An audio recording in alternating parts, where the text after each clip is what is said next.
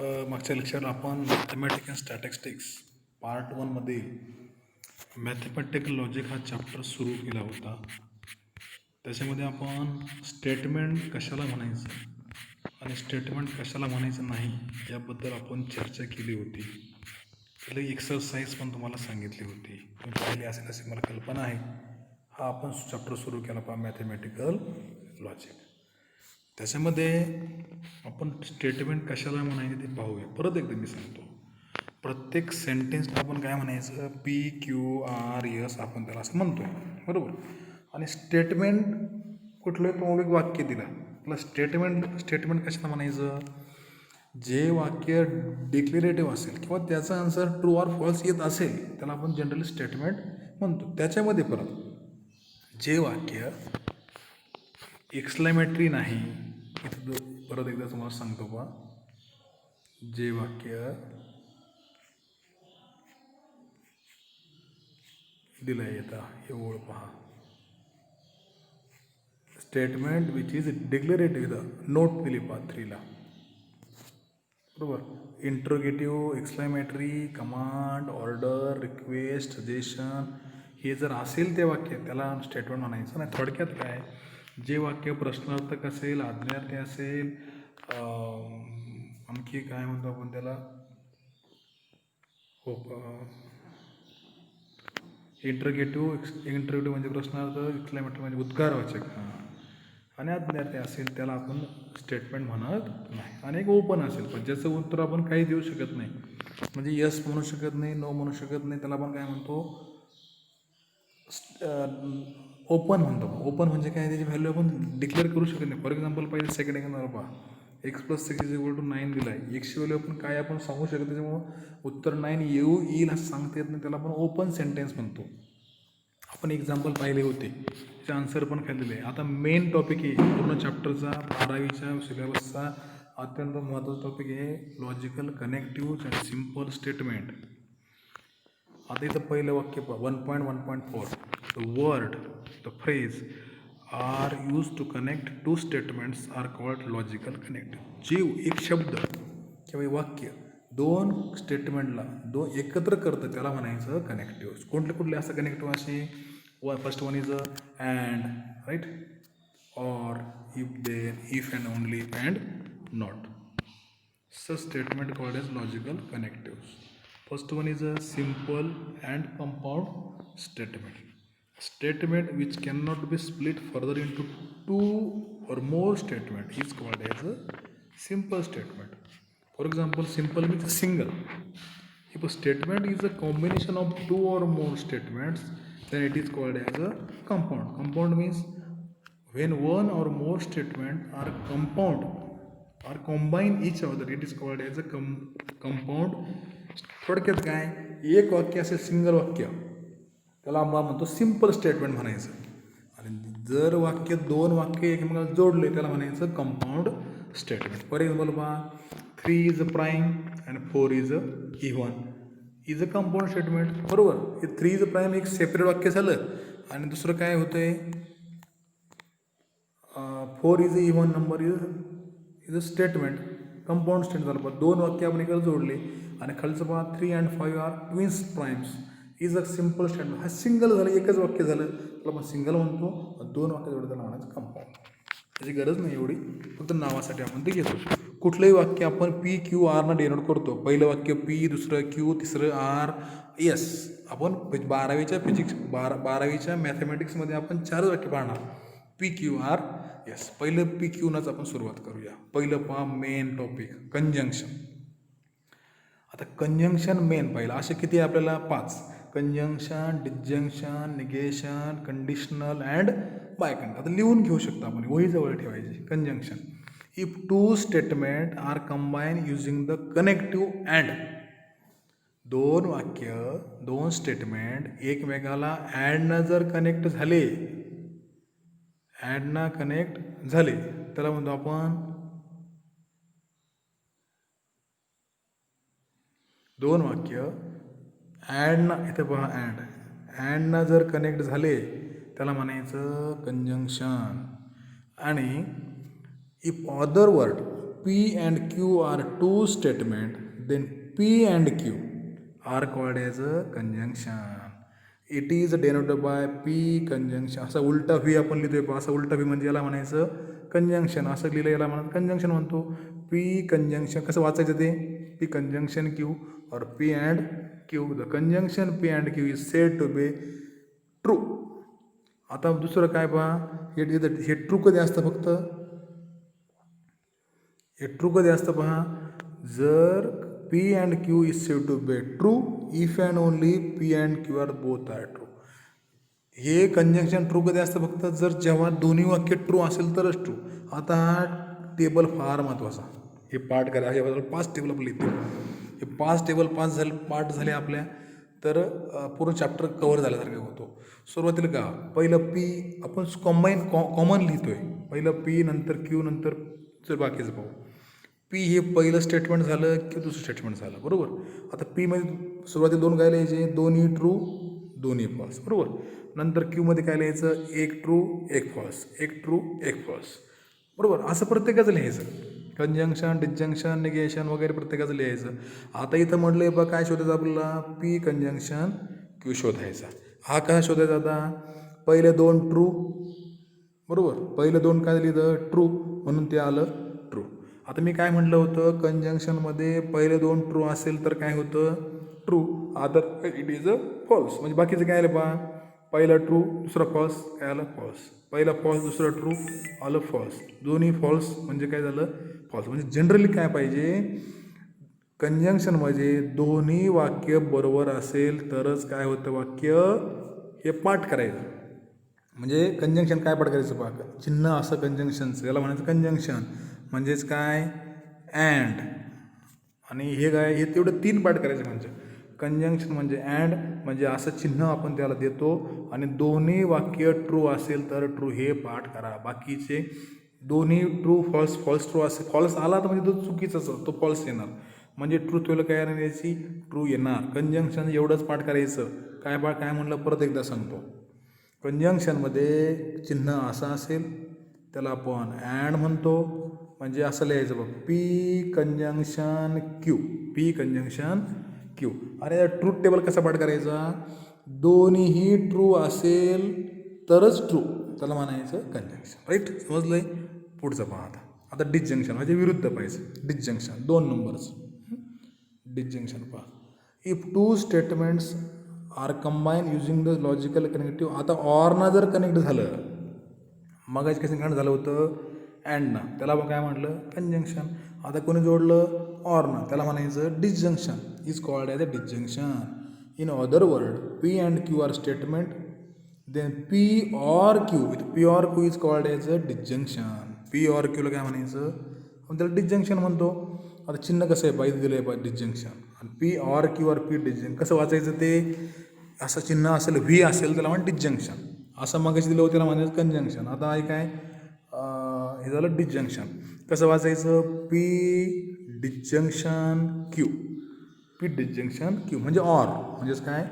त्याला आपण ऑर म्हणतो. ऑर म्हणजे याचा ट्रूथ टेबल पहा, दोघेच कंबाईन करून पहा. परत एकदा पहिला P दुसरा Q. Pला काय लिहिलं? दोन्ही ट्रू दोन्ही फॉल्स, हे पाठच ठेवायचं. Q काय? एक ट्रू एक फॉल्स, एक ट्रू एक फॉल्स. आता मी काय म्हटलं पहा, मगाशी कंजंक्शनमध्ये काय लिहिलं आपण? दोन्ही ट्रू असेल तर ट्रू, बरोबर. इथं काय म्हटलं? दोन्ही फॉल्स असेल तर फॉल्स. दोन्हीही वाक्य फॉल्स आले तर काय लिहायचं? फॉल्स. हे कशाचं आहे? डिस्जंक्शनचं. मग काय आता यात काय पाठ करायचं पहा, डिस्जंक्शनमध्ये असं चिन्ह असेल त्याला म्हणा डिस्जंक्शन. म्हणजे P डिस्जंक्शन Q हे तयार होतं ऑरनं. याचा ट्रूथ टेबल कसं पाठ करायचा? दोन्हीही फॉल्स असेल तर फॉल्स, याला म्हणायचं डिस्जंक्शन. राईट. परत एकदा पहा, मी काय सांगितलं होतं? कंजंक्शन दोन्ही रिपीट सांगितलं होतं. कंजंक्शन कसं लिहायचं? असा उलटा V लिहिला त्याला म्हणायचं अँड. आणि ट्रूथ टेबल काय? दोन्ही ट्रू असेल तर ट्रू, हे झालं कंजंक्शनचं. आणि डिस्जंक्शन पहा, असं V लिहिलं याला म्हणतात डिस्जंक्शन. म्हणजे ऑर. दोन्हीही फॉल्स असेल तर त्याला म्हणायचं डिस्जंक्शन. दोन्ही कंपेरेटिव्ह पार्ट करा, हे सोपं जातं करायला. असं जरा जड जाईल. कंजंक्शन डिस्जंक्शन, बरोबर. याचा ट्रूथ टेबल पेपरला विचारतात, हे फार महत्त्वाचं आहे. परत एक सांगतो, हे झालं कंजंक्शन, हे झालं डिस्जंक्शन. चिन्ह डोक्यात ठेवा. कंजंक्शनचं उलटा व्ही, डिस्जंक्शन व्ही. अँड म्हणजे कंजंक्शन, ऑर म्हणजे डिस्जंक्शन. दोन्ही ट्रू असेल तर ट्रू, दोन्ही फॉल्स असेल तर फॉल्स, बरोबर. आता पुढे तिसऱ्याकडे जाऊ. आता कंडिशनल पहा. आता कंडिशनलमध्ये जरा टिपिकल आहे. तिसरा पार्ट कोणता आला? कंडिशनल, बरोबर. म्हणजे त्याला आपण दोन शब्द आहे, इम्प्लिकेशन पण त्याला आपण म्हणू शकतो. If two statement are combined by using the connectives, if then, कशाने जोडला आता हे? If then is called conditional किंवा इम्प्लिकेशन. समजले? कंडिशनल म्हणायचं किंवा आपण काय म्हणू? कंडिशनलच म्हणू. ह्या पूर्ण चॅप्टरमध्ये मी शिकवतो तुम्हाला कंडिशनल म्हणतो, तुम्ही काही म्हणू शकता, इम्प्लिकेशन पण म्हणता येतं. In other word, P and Q are statement, then P, if P then Q. इथं लिहिले पहा, if P then P म्हणजे पहिलं वाक्य, Q म्हणजे दुसरं वाक्य, is called as a conditional, is denoted by P conditional Q. इथं P या दोघांपैकी एक ओळख. आपण असं लिहिणार आहे.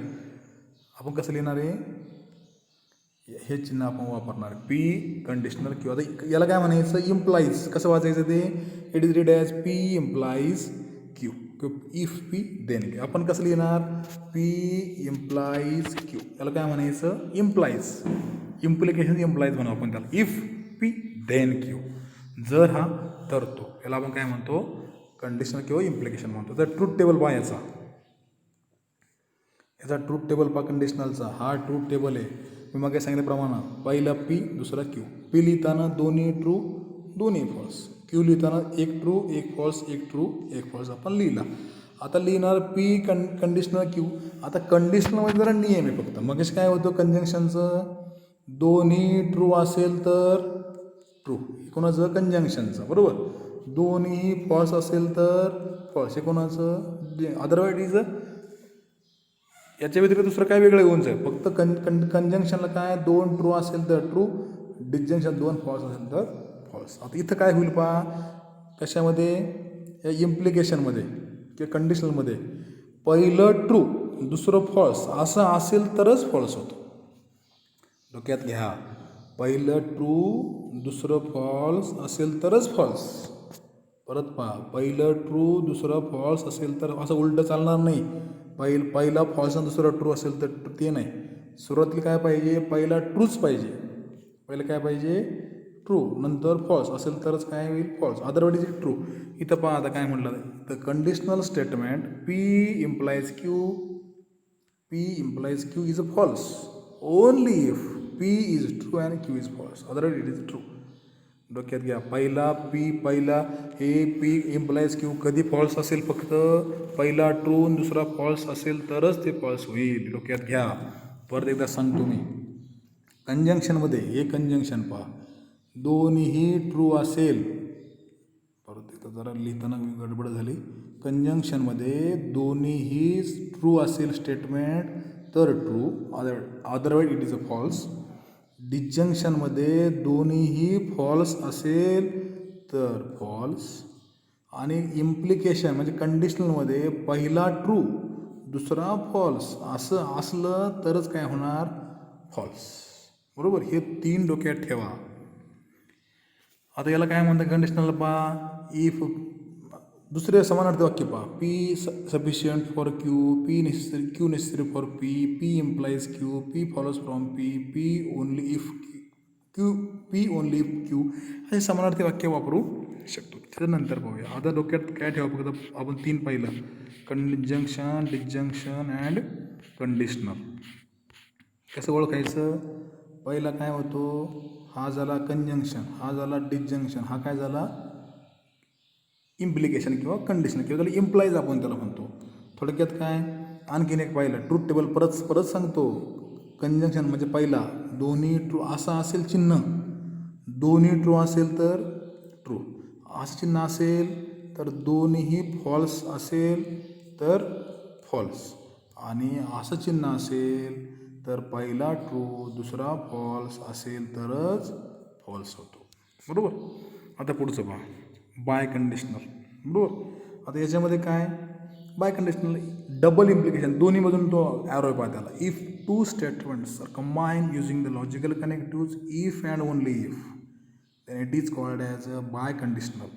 In other word, P and Q are two statements. If P and Q are called as a conditional, is it denoted by P implies and implied by.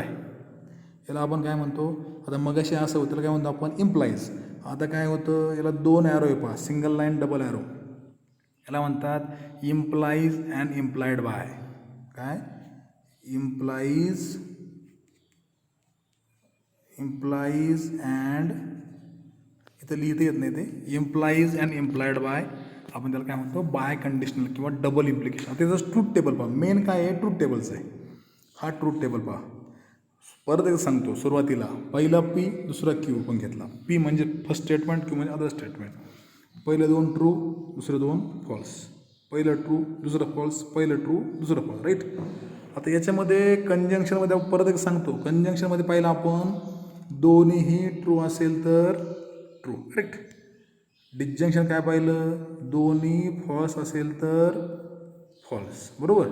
आणि कंडिशनल काय पाहिलं आपण, पहिला ट्रू दुसरा फॉल्स असं असेल तरच काय होतं, फॉल्स. आता इथं काय होतं पहा, इथं काय होतं, दोन्हीही सारखे असेल, दोन्हीही सारखे असेल तर ट्रू. पहा लक्षात घ्या, समजतंय का, दोन्हीही सारखे म्हणजे दोन्ही ट्रू दोन्ही फॉल्स असेल तर काय होणार, ट्रूच होणार. पहा डोक्यात ठेवा, दोन्हीही ट्रू असेल ट्रू. कसं ओळखायचं हे वाक्य, if two statements are combine using the logical connect if and only if. कशाने ओळखायचं ते, कशाने जोडलं, इफ अँड ओनली इफ ना, it is called as conditional. In other word, P and Q are statement. P if and only if Q is called as biconditional, denoted by P implies and implied by Q. It read as P biconditional Q.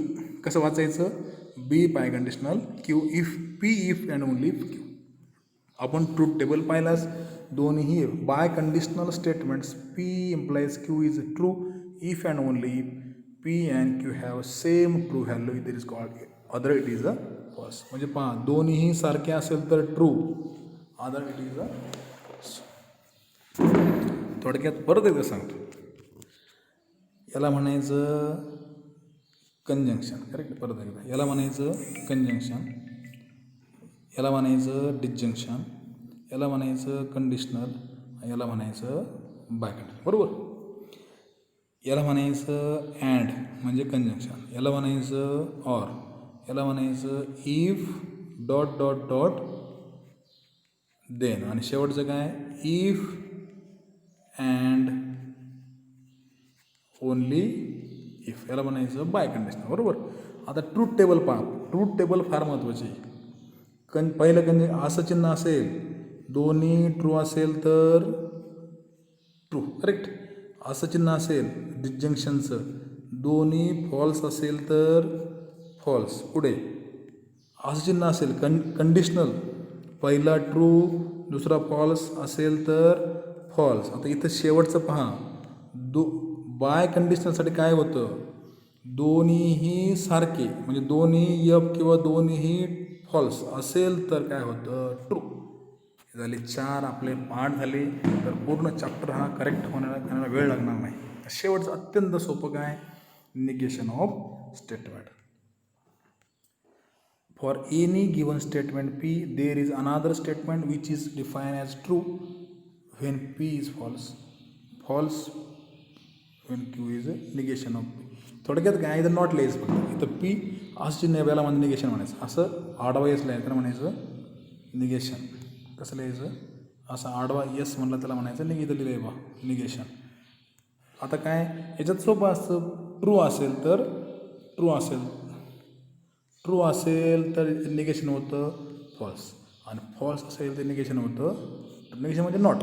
Simple directly असं समजा असेल negation P, हा काय आता not P याला म्हणायचं not P, नॉटना जे उल्लेख होईल त्याला म्हणायचं निगेशन. सिम्पल आहे.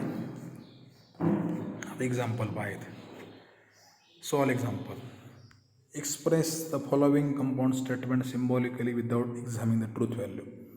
आता कसे लिहायचे पहा. आता पहिलं वाक्य पाहिलं काय होतं. पहिलं वाक्य, इफ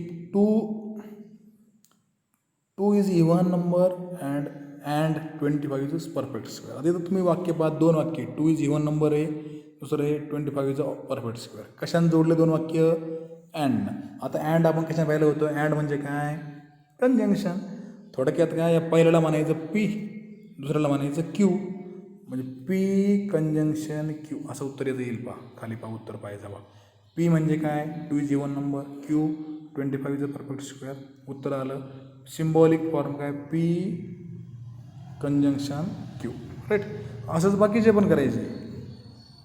थोडक्यात सांगतो मला, school is open or there is a holiday. Or आलं पहा म्हणजे काय?